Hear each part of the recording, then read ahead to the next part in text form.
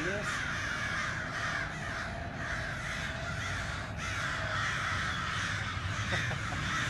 This is awesome.